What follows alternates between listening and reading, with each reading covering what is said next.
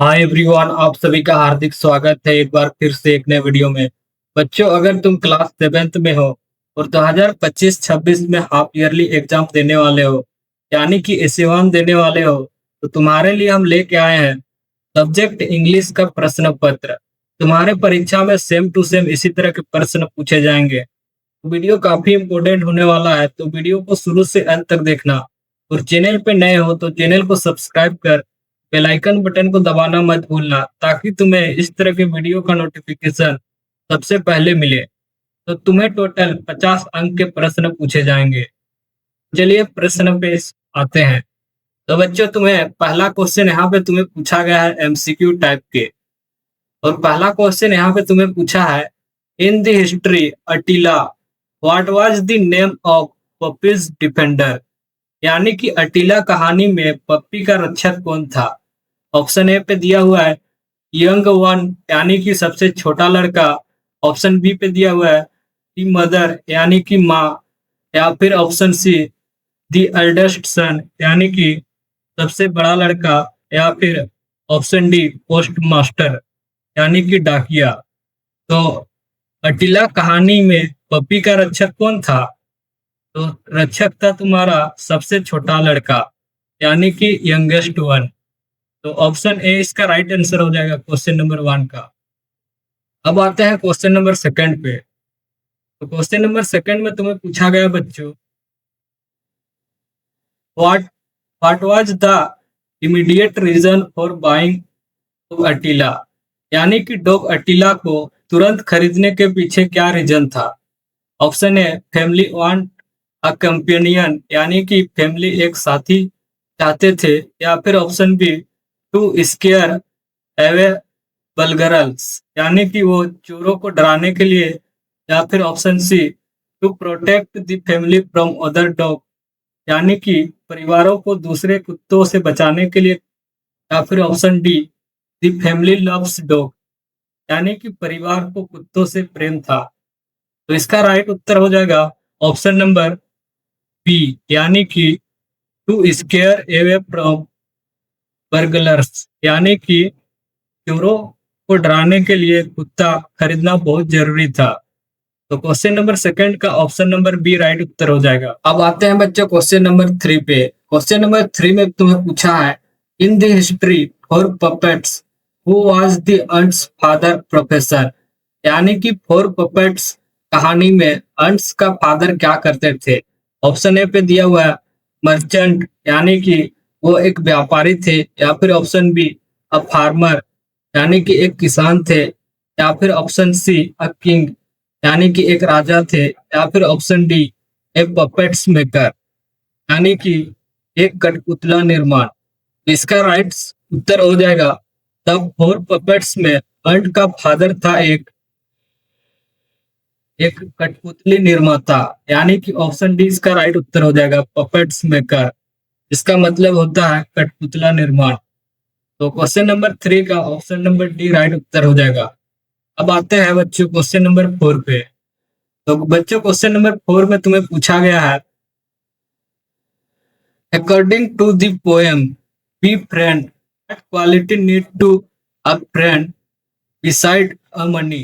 यानी कि be friend कविता के अनुसार पैसों छोड़कर दोस्ती करने के लिए कौन सी गुणवत्ता आवश्यक है।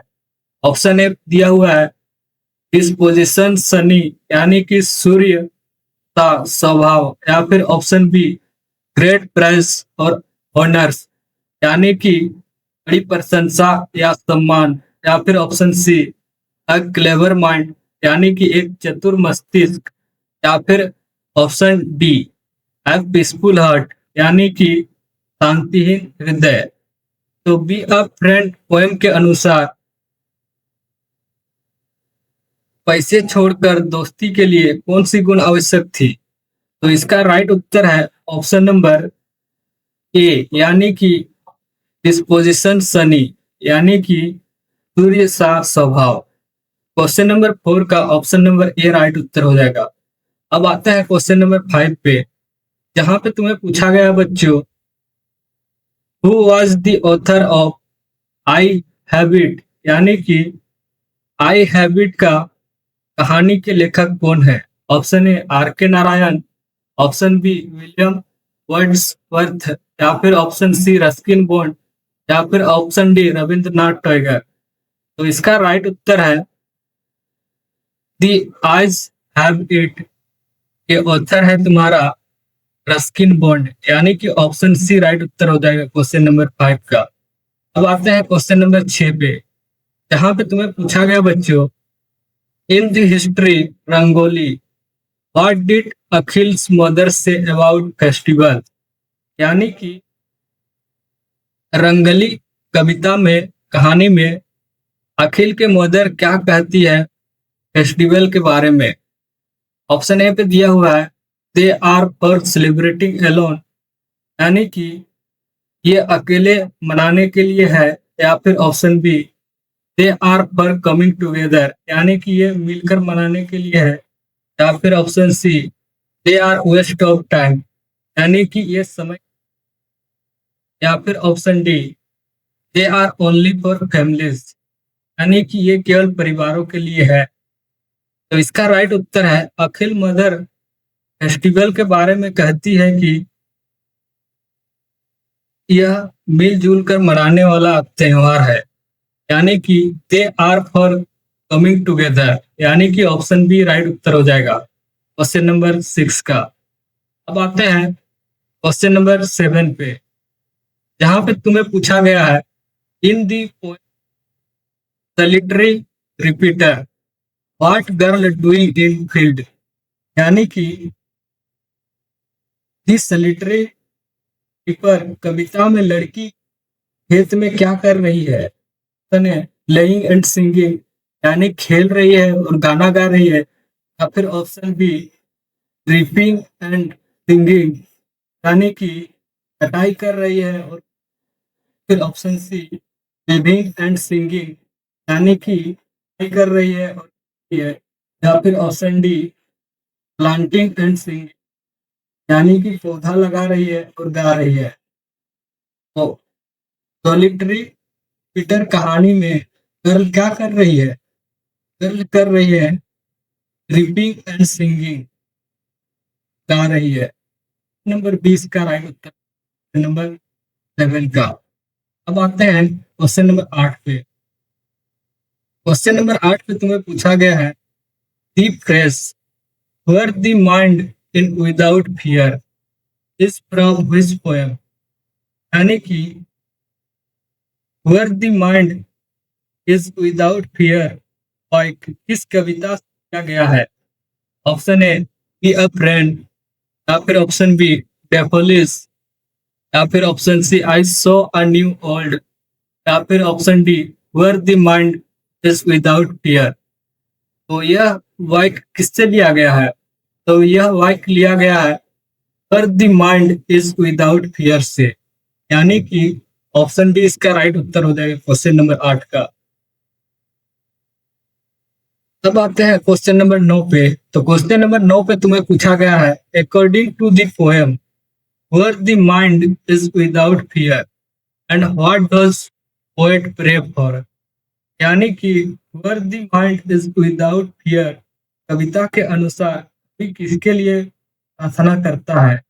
Option A a heaven of freedom, यानी कि आजादी का स्वर्ग के लिए। Option B a world of full of gold, यानी कि सोने से भरी दुनिया के लिए, या फिर option C a new king, यानी कि एक नए राजा के लिए, या फिर अ क्वेट कंट्री, यानी कि एक शांत देश। तो poem were the mind without fear में पोएट प्रे करता है किसके लिए? तो प्रे करता है अ हेवन ऑफ फ्रीडम, यानी कि आजादी का स्वर्ग के लिए प्रार्थना करता है पोएट। तो ऑप्शन नंबर ए इसका राइट उत्तर हो जाएगा क्वेश्चन नंबर 9 का। अब आते हैं क्वेश्चन नंबर 10 पे। तो क्वेश्चन नंबर 10 में तुम्हें पूछा गया बच्चों in the history Attila what was Ranga's profession, यानी कि अटीला कहानी में रंगास का प्रोफेशन क्या था, यानी कि क्या कार्य करता था। Option A road Mendhar and बर्लगर, यानी कि वह ट्रक पर मरम्मत करने वाला एक एक और चोर था। या फिर ऑप्शन बी, अ पोस्टमैन, यानी कि वह एक मैन था। या फिर ऑप्शन सी, एक वॉचमैन, यानी कि एक पहरेदार था। या फिर ऑप्शन डी, यानी कि दो फाइनेंसियर, यानी कि वित्त प्रेमी। इसका राइट उत्तर हो जाएगा ऑप्शन नंबर ए, यानी कि एक रोड मेंडर, एक बर्गलर था, रंगा उसका काम। तो ऑप्शन नंबर ए इसका राइट उत्तर हो जाएगा क्वेश्चन नंबर 10 का। अब आते हैं बच्चों क्वेश्चन नंबर 11 पे। तो बच्चों क्वेश्चन नंबर 11 में तुम्हें पूछा गया है, what kind of world did poet see in his dream? I saw a new world, यानी कि आई सो अ न्यू वर्ल्ड में कवि ने अपने स्वप्न में कैसी दुनिया देखी थी? Option A, a world with many changes, यानी कि एक ऐसी दुनिया जहां बदलावों से भरी है। या फिर option B, a world where all people are different, यानी कि एक ऐसी दुनिया जहां सभी लोग अलग थे। या फिर option C, a world where everyone look same but nothing change, यानी कि एक ऐसी दुनिया जहां सब लोग सेम दिखते थे और कुछ बदलाव नहीं था। या फिर option D, a world where everyone was happy, यानी कि एक ऐसी दुनिया जहां हर कोई खुश था। तो इसका राइट उत्तर हो जाएगा ऑप्शन नंबर सी, यानी कि एक ऐसी दुनिया देखा था कवि ने जहां हर कोई सेम दिखता था और कुछ बदलाव नहीं था। यानी कि क्वेश्चन नंबर 11 का ऑप्शन नंबर सी राइट उत्तर हो जाएगा। अब चलते हैं बच्चों क्वेश्चन नंबर 12 पे। तो बच्चों क्वेश्चन नंबर 12 पे तुम्हें पूछा गया है, the phrase a narrow domestic wall in where the mind without fear refer, यानी कि where the mind is without fear में नैरो डोमेस्टिक वॉल वाक्य का क्या अर्थ है? Option A, a small house, यानी कि छोटे घर। या फिर option B, super superstitions and divisions, यानी कि अंधविश्वास और विभाजन।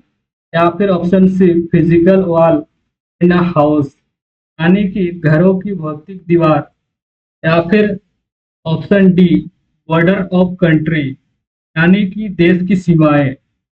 इसका राइट उत्तर हो जाएगा ऑप्शन नंबर बी, यानी कि एक सुपरस्टिशन एंड डिवीजन, यानी कि आत्मविश्वास और विभाजन दर्शाता था, and narrow domestic wall.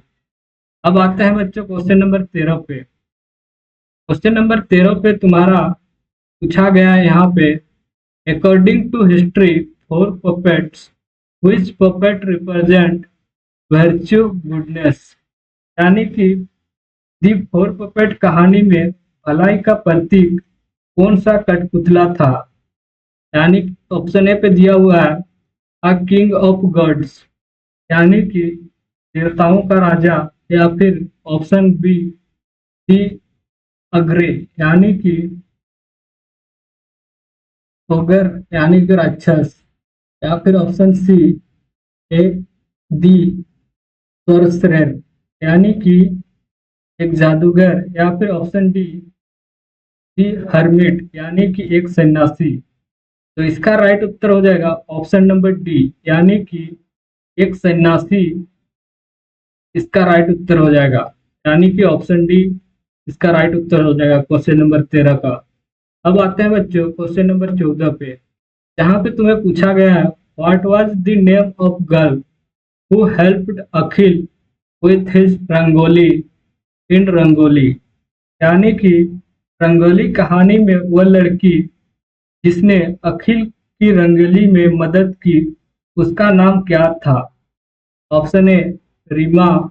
Option B, Mumtaz. Option C, Mala. Option D, माया।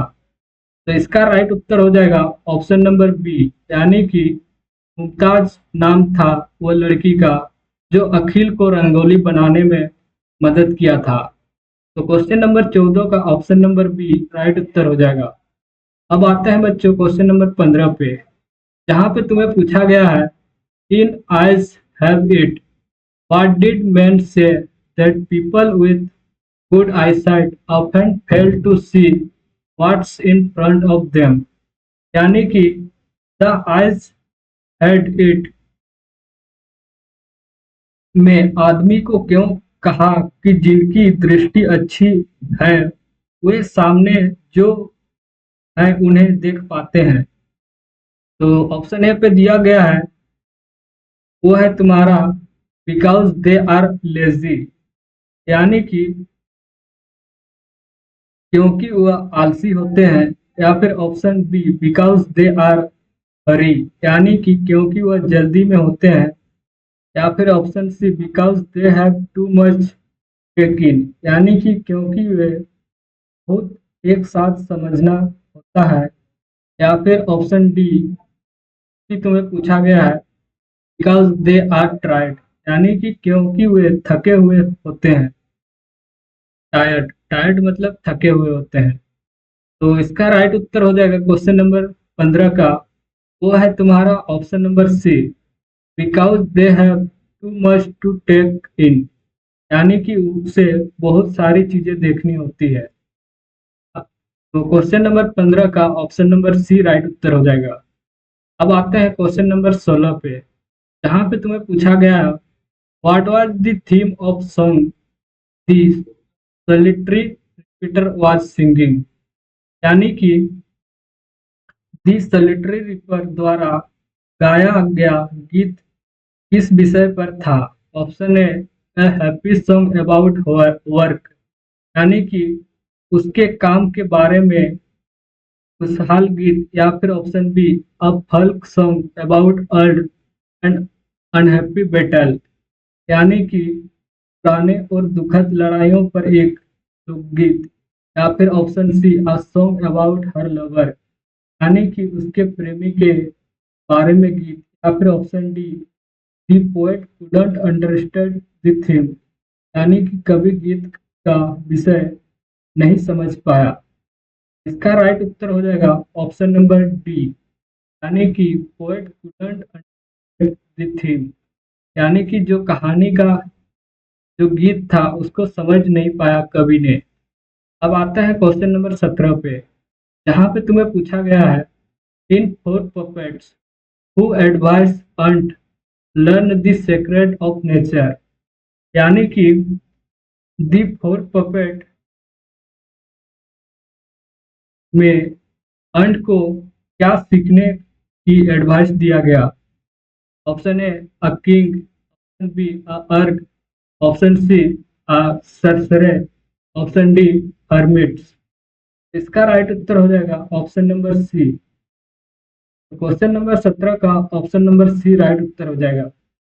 अब आते हैं क्वेश्चन नंबर 18 पे, जहाँ पे तुम्हें पूछा गया है what was the main reason of conflict between Akhil and Mumtaz mother in Rangoli, यानी कि दी रंगोली में अखिल और मुमताज की मां के बीच संघर्ष का मुख्य कारण क्या था। तने दे वर फ्रॉम डिफरेंट रिलीजन्स, यानी कि वे अलग अलग धर्मों के थे। या फिर option B Mumtaz was touching the colour, यानी कि मुमताज रंगों को छू रही थी। या फिर ऑप्शन सी मुमताज मदर और अखिल्स मदर वाज रूड, यानी कि मुमताज की माँ तो अखिल का माँ असभ्य लगी। या फिर option D Akhil was written happy Diwali in Urdu, यानी कि अखिल ने उर्दू में हैप्पी दिवाली का राइट उत्तर हो जाएगा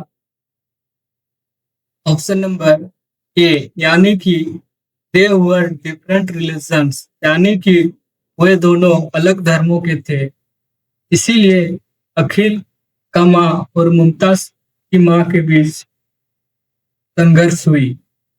अब आता है क्वेश्चन नंबर 19 पे, जहां पे तुम्हें पूछा गया है in the history the four puppets who was ant's father profession, यानी कि दी फोर पपेट्स में अंट्स का फादर कार्य क्या था।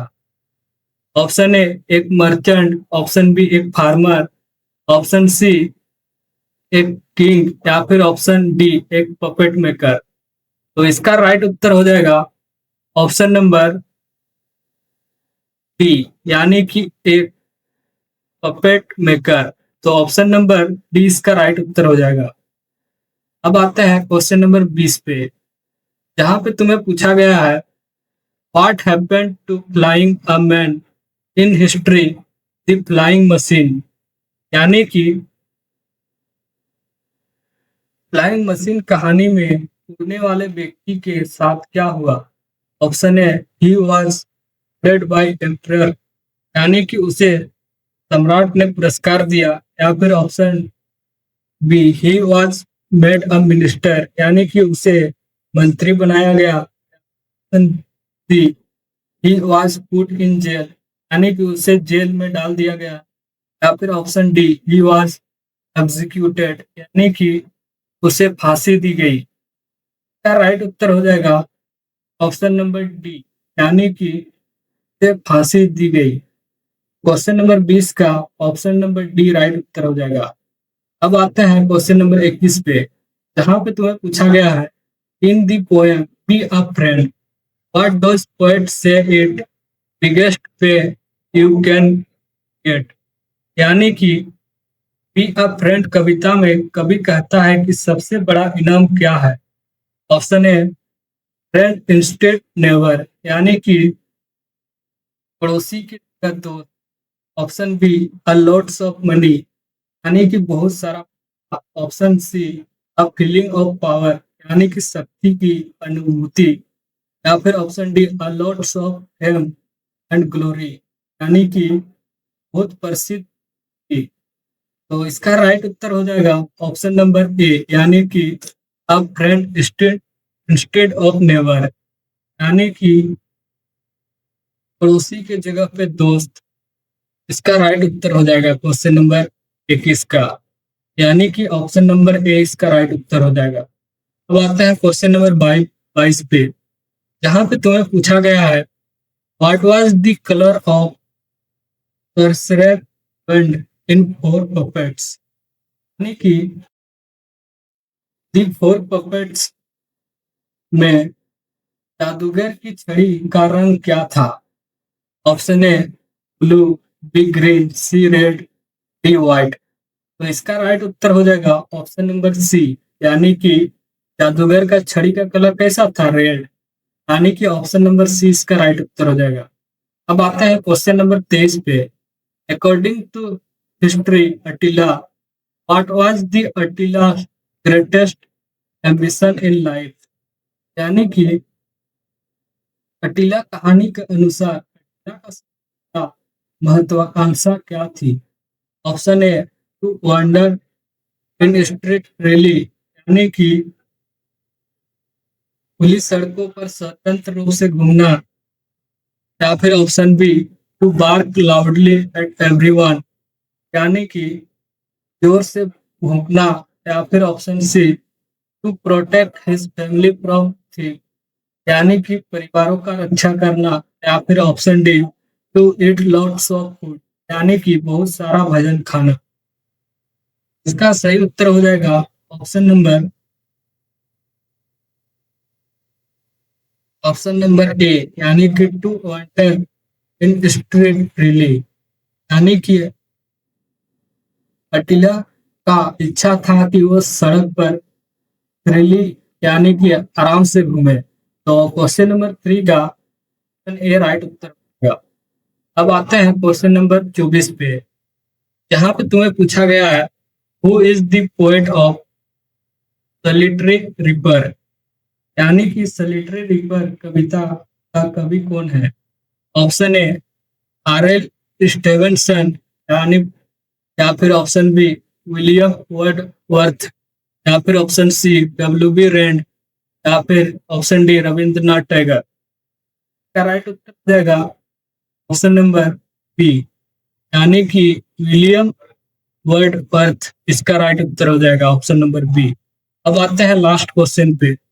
लास्ट क्वेश्चन को देखने से पहले अगर चैनल पे नए हो, चैनल को सब्सक्राइब कर दो, वीडियो को लाइक कर दो, तो दोस्तों के साथ शेयर कर दो।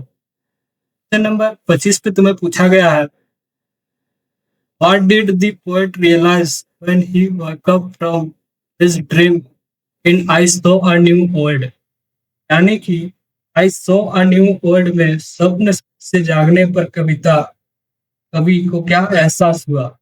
Option A, he went go back in his dream, क्योंकि वह फिर से अपने स्वप्न में जाना चाहता था, या फिर option B, he was afraid to real world, यानी कि वो रियल वर्ल्ड से डरा हुआ था, या फिर option C, he appreciated that he lived in a world full of emotion and diversity, यानी कि एक ऐसी दुनिया जहां इमोशन और डाइवर्सिटी से घिरा हुआ है, इसके बीच है इसका खुशी था। इसका राइट उत्तर हो जाएगा ऑप्शन सी, यानी कि पोएट रियलाइज किया कि हम जिस धरती पे हैं उसी में रहना अच्छा है। तो ऑप्शन नंबर सी इसका राइट उत्तर हो जाएगा क्वेश्चन नंबर 25 का। अगर वीडियो पसंद आया तो फिर से एक बार वीडियो को लाइक और शेयर कर देना। चलिए मिलते हैं किसी और नए वीडियो में।